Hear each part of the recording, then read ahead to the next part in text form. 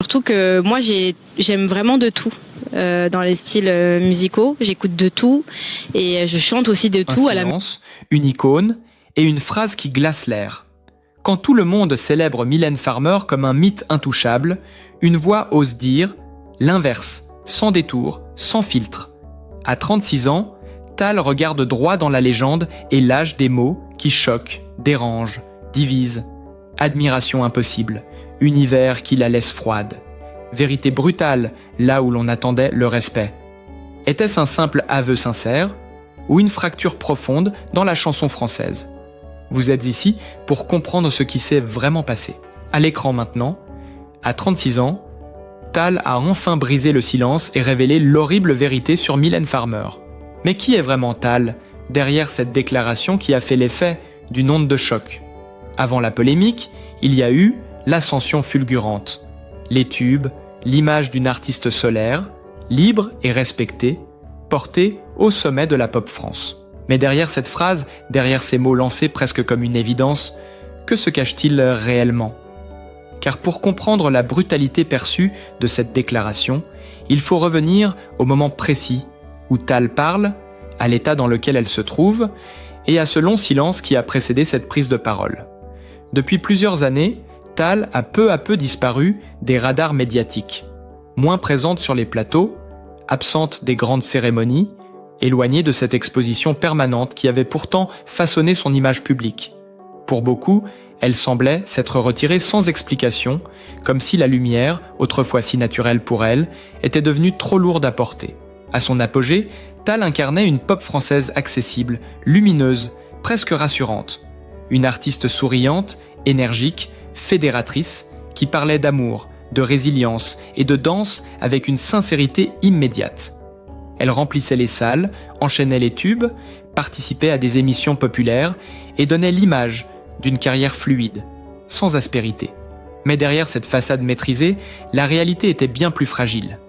Les années passant, la pression de l'industrie, l'attente du public, la nécessité de se réinventer, sans cesse, ont fini par laisser des traces. Tal l'a reconnu plus tard à demi-mot. Il y a eu des moments de doute profond, des remises en question violentes, une fatigue psychologique que peu avaient perçue. C'est dans ce contexte de fragilité, presque de mise à nu, qu'intervient cet entretien.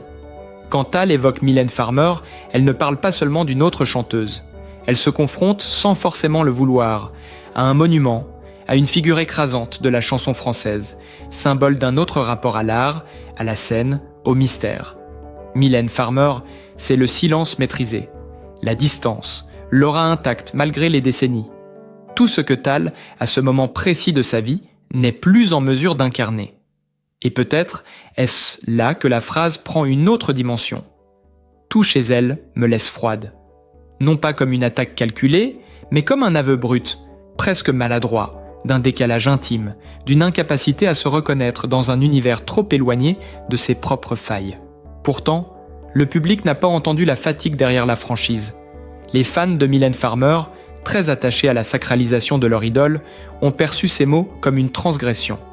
Dans un pays où l'on attend souvent des artistes qu'ils respectent une forme de hiérarchie implicite, la déclaration de Tal a heurté.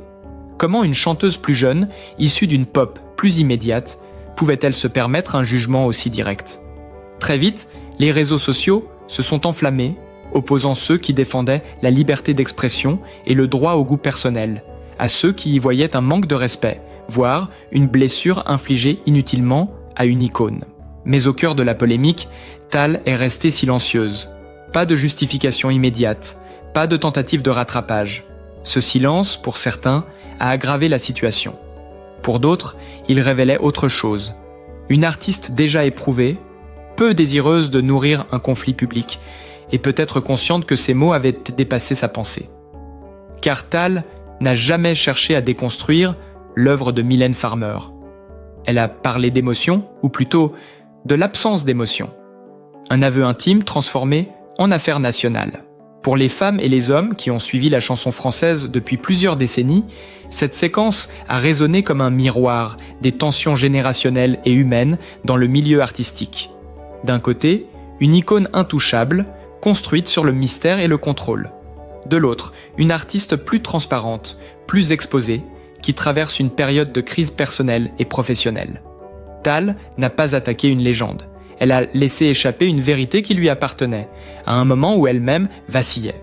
Et c'est peut-être là que réside la véritable fracture.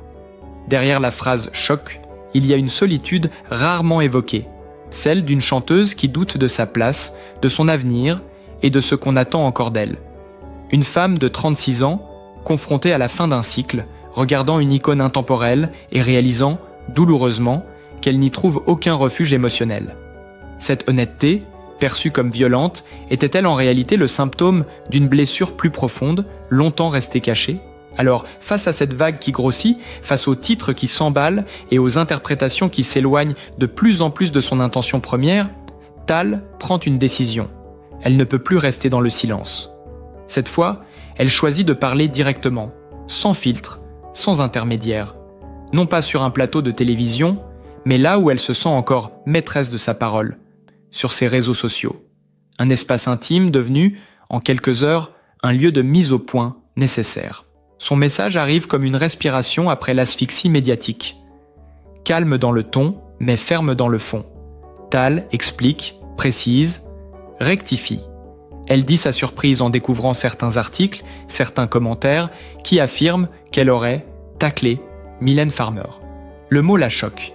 Elle insiste, jamais elle n'a voulu attaquer, jamais elle n'a voulu diminuer une artiste qui a marqué l'histoire de la chanson française. Au contraire, elle rappelle avec force le respect et l'admiration qu'elle porte à une carrière aussi longue, aussi cohérente, aussi singulière. Une artiste qui, selon ses propres mots, n'a plus rien à prouver à personne.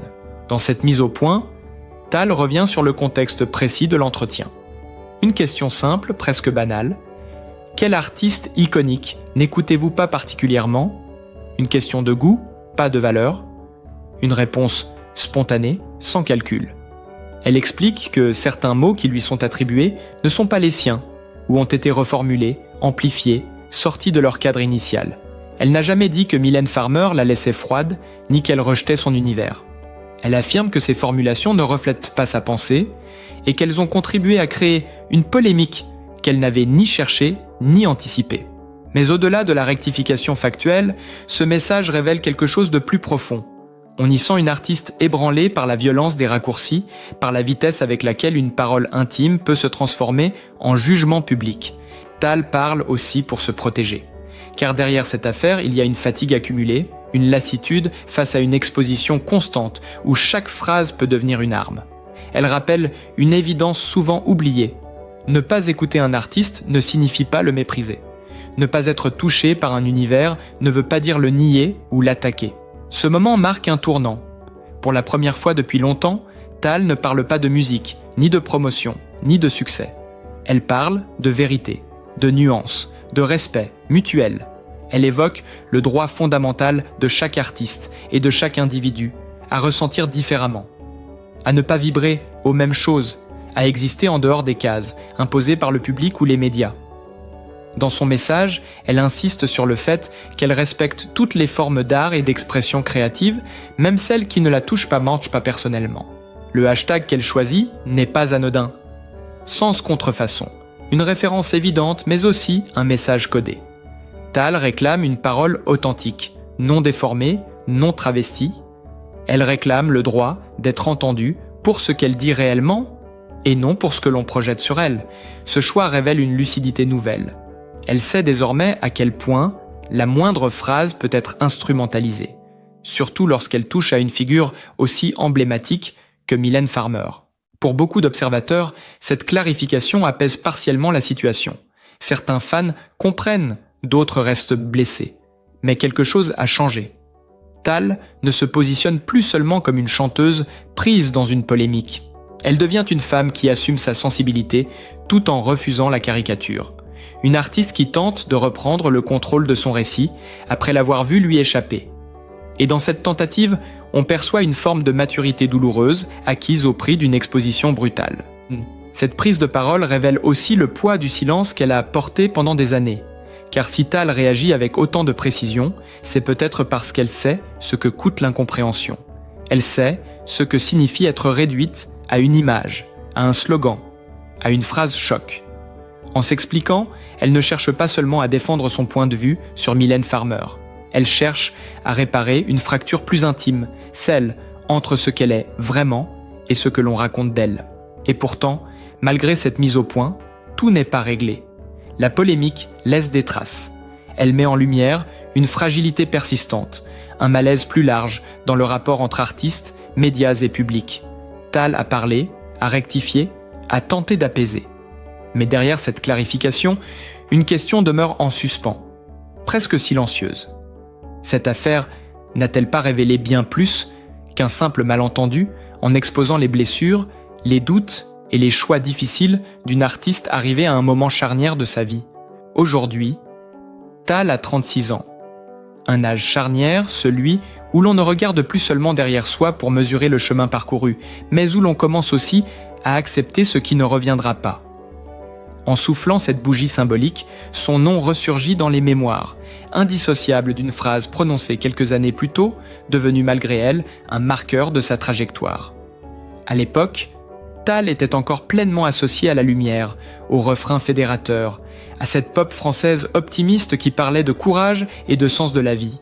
Pourtant, ce jour-là, ce n'est pas une chanson qui a déclenché le débat, mais une réponse spontanée, presque banale, donnée dans les colonnes du Parisien. La question semblait simple, presque anodine.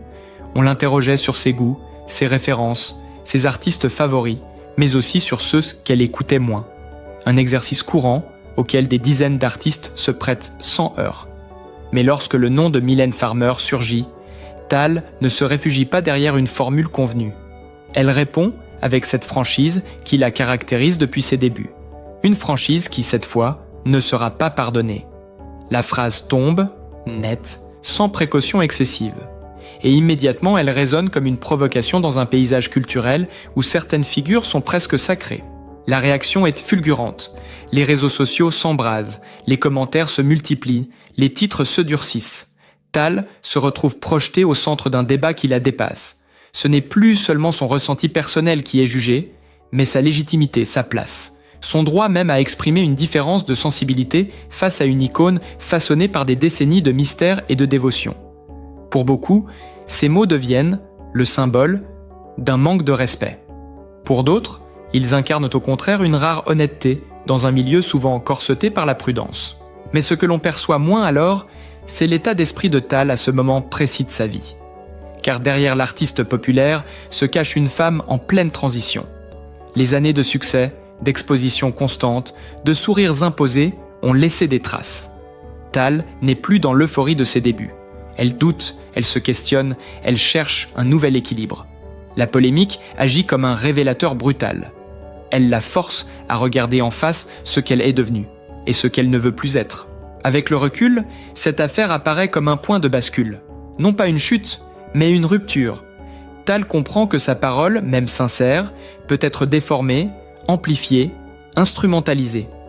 Elle découvre aussi que l'on attend d'elle un rôle précis, une posture consensuelle, surtout lorsqu'il s'agit de figures emblématiques de la culture française. Cette prise de conscience est douloureuse, mais nécessaire. Elle marque le début d'un retrait progressif, d'un besoin de silence et de recul. Les années qui suivent sont plus discrètes. Tal s'éloigne des projecteurs, choisit ses apparitions, se recentre. Ce retrait n'est pas un abandon, mais une forme de protection. Elle se reconstruit loin du tumulte, accepte que l'amour du public puisse être conditionnel, fragile, parfois sévère. Elle apprend aussi à faire la paix avec ses propres contradictions. On peut respecter profondément une carrière sans être touché par son œuvre. On peut admirer sans adhérer. Cette nuance, si simple en apparence, lui a coûté cher, mais elle en tire une forme de sagesse. À 36 ans, Tal ne renie rien, ni ses mots, ni ses émotions, ni ses silences.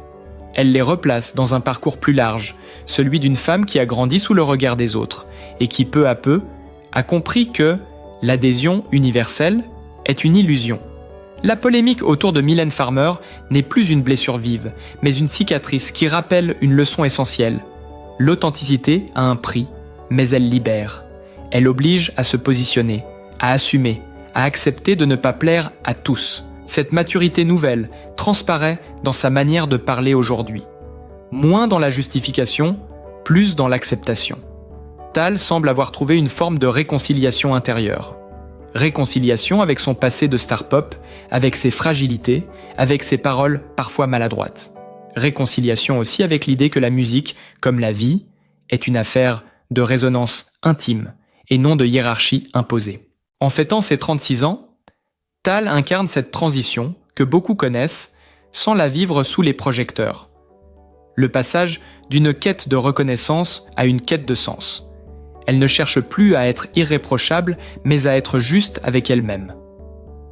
La jeune chanteuse qui chantait. Le sens de la vie a peut-être trouvé une réponse différente de celle qu'elle proposait autrefois. Une réponse plus sobre, plus lucide, forgée par l'épreuve, la controverse et le silence. Et derrière cet apparent apaisement, une réflexion plus vaste s'esquisse sur la place des artistes, sur le droit à la nuance et sur ce que signifie vraiment grandir aux yeux du public. Et cette réflexion, Tal ne la formule pas comme un manifeste, mais comme une évidence acquise avec le temps. Grandir sous le regard du public, c'est apprendre que chaque parole peut devenir un symbole qui vous échappe. Pendant longtemps, elle a cru que la sincérité suffisait, que dire ce que l'on ressentait était la meilleure façon d'exister artistiquement. L'épisode Mylène Farmer lui a appris une autre vérité, plus complexe. Dans l'espace public, la sincérité n'est jamais nue. Elle est toujours interprétée, filtrée, parfois déformée par les attentes, les passions et les blessures des autres. À 36 ans, Tal regarde cette période avec une distance nouvelle. Elle ne s'y attarde plus comme à une faute à réparer, mais comme à une étape nécessaire. Une traversée. Elle comprend désormais que la chanson française n'est pas seulement un terrain d'expression artistique, mais aussi un espace de mémoire collective, où certaines figures dépassent la musique pour devenir des repères émotionnels. Toucher à ces repères, même involontairement, revient à réveiller des attachements profonds, presque intimes, chez des générations entières. C'est là que sa vision s'est affinée.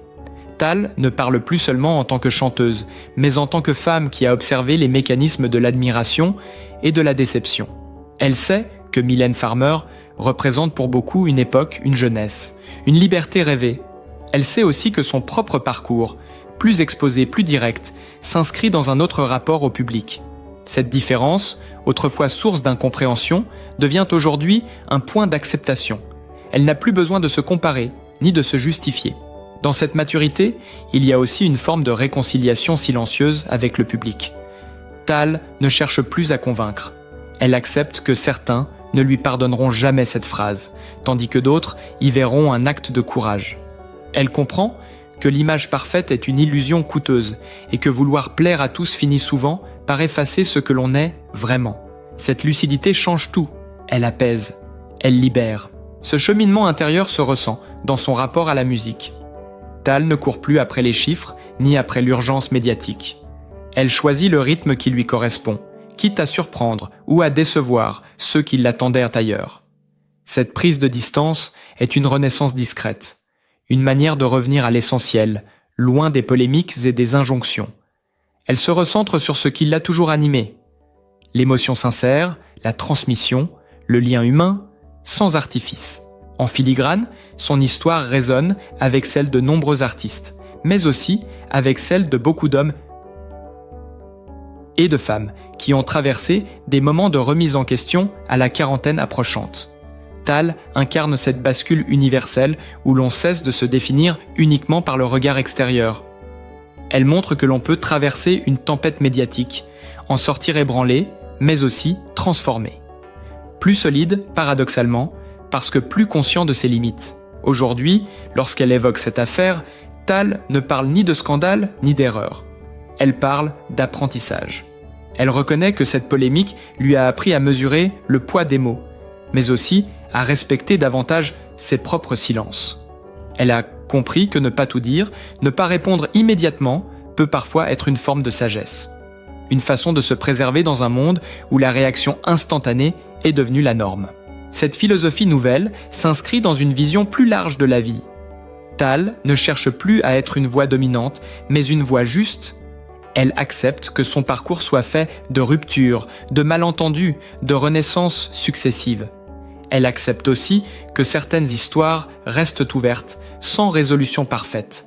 La sienne, avec Mylène Farmer par exemple, n'a pas besoin d'un pardon public ou d'un geste spectaculaire.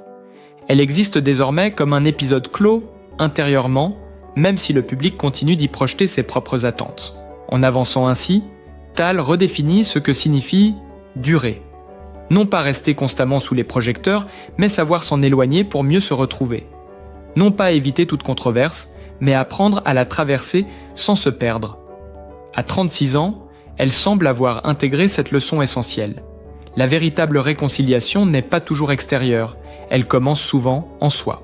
Et alors que le temps passe, que les polémiques s'estompent et que de nouvelles voix émergent, Tal continue son chemin. Plus discrète, mais plus alignée. Elle n'efface pas son passé, elle l'intègre. Elle ne cherche pas à corriger son histoire, elle l'assume. Cette posture, rare dans un milieu souvent dicté par l'ego et l'urgence, donne à son parcours une résonance particulière. Car au fond, ce que raconte Tal aujourd'hui, au-delà des chansons et des controverses, c'est une histoire de réconciliation avec soi-même. Une histoire où l'on apprend que la paix intérieure vaut parfois plus que l'adhésion unanime. Une histoire où l'on comprend que le sens de la vie n'est pas figé dans un refrain, mais se transforme, se nuance, au fil des épreuves et des choix. Et dans ce silence apaisé qu'elle a choisi, une nouvelle question semble doucement émerger, comme une invitation à regarder la suite autrement. Et peut-être que c'est là, précisément, que réside la véritable fin de cette histoire. Non pas dans une polémique, ni dans une phrase mal interprétée, ni même dans un affrontement symbolique entre deux générations d'artistes, mais dans un chemin intérieur, silencieux, que Tal a parcouru loin des projecteurs. Une trajectoire faite de doutes, de retraits, de blessures invisibles et de lente reconstruction. Une trajectoire qui ressemble, au fond, à celle de tant de vies ordinaires, mais exposées, amplifiées, disséquées par le regard public. À 36 ans, Tal ne cherche plus à convaincre ni à se défendre. Elle ne cherche plus non plus à être aimée à tout prix. Elle semble avoir compris quelque chose d'essentiel. On ne peut pas contrôler ce que les autres projettent sur nous, mais on peut choisir la manière dont on se regarde soi-même. Cette prise de conscience transforme tout. Elle apaise les colères anciennes, relativise les jugements et redonne à la parole sa juste place. Une parole qui n'a plus besoin d'être spectaculaire pour être vraie. Dans le tumulte médiatique, cette histoire a souvent été racontée comme un choc, un clash, une faute. Mais avec le recul, elle apparaît davantage comme un révélateur. Le révélateur d'un système qui supporte mal la nuance. Le révélateur d'un public qui confond parfois admiration et sacralisation. Le révélateur surtout de la difficulté d'exister en tant qu'artiste sans être enfermé dans une image figée. Tal n'a pas voulu briser une idole. Elle a simplement exprimé un ressenti. Et ce ressenti, parce qu'il touchait à un mythe collectif, a pris une ampleur qui la dépassait. Il y a quelque chose de profondément humain dans cette histoire. La peur de décevoir, la peur d'être mal compris, la peur aussi de perdre l'amour du public pour une phrase de trop. Tal a traversé ces peurs. Elle les a affrontées, parfois maladroitement, parfois dans le silence. Et elle en est sortie changée, plus consciente, plus ancrée. Peut-être moins naïve, mais plus libre. Ce que son parcours nous murmure aujourd'hui, c'est que la maturité ne se mesure pas au nombre de succès ou d'années de carrière, mais à la capacité d'accepter ses contradictions. Tal a accepté de ne pas vibrer à certaines icônes, tout en respectant leur grandeur. Elle a accepté d'avoir blessé sans l'avoir voulu. Elle a accepté de se taire quand parler aurait attisé le feu. Et surtout, elle a accepté de continuer à avancer sans chercher à réécrire le passé. Dans une époque où tout va vite, où chaque opinion devient un verdict, cette attitude a quelque chose de rare. Elle nous rappelle que l'on peut évoluer sans renier ce que l'on a été, que l'on peut apprendre d'une tempête sans la transformer en identité, que l'on peut grandir en public sans se perdre entièrement. Tal ne s'est pas reconstruite contre quelqu'un, mais pour elle-même. Et cette nuance change tout. En filigrane, cette histoire parle aussi de nous, de notre rapport aux figures que nous admirons, de notre difficulté à accepter qu'un artiste puisse ne pas aimer ce que nous aimons, de notre besoin de héros irréprochables, parfois au détriment de la complexité humaine. Tal nous renvoie à une question simple et dérangeante. Sommes-nous capables d'écouter un désaccord sans y voir une attaque ? Sommes-nous capables de faire coexister le respect et la différence ? À 36 ans, Tal ne revendique pas une victoire. Elle incarne une forme de paix. Une paix imparfaite, fragile, mais profondément sincère.